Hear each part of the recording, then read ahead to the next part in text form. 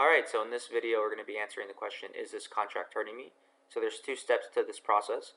In the first step, you want to understand your variable costs versus your fixed costs. For this example, we're going to assume 60%. If you want any more information on that, you could read our article, Your Two Costs, Variable and Fixed, to learn more about your cost structure. In the second step, we're going to compare actual reimbursement rates against your variable cost structure. So if we look at this chart here, each dot represents a contract. The vertical axis represents the reimbursement rate, and the horizontal axis represents the size of the contract. So the contract with the highest reimbursement rate is this one right here, and it's at 100% Medicare allowable.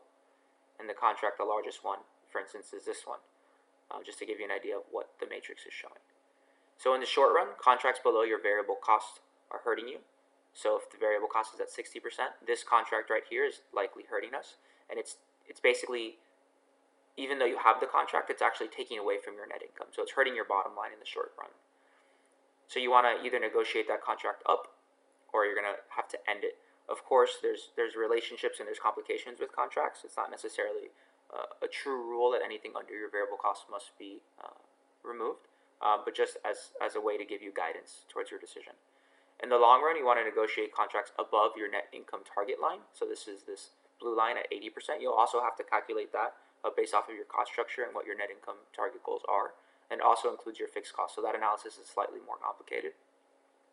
And the long-term goal here is really to move your contracts up and to the right. So your best contracts, you want to try to increase their size. So the contract with the highest reimbursement rates, you want to try to increase them and just really move them above these two target lines.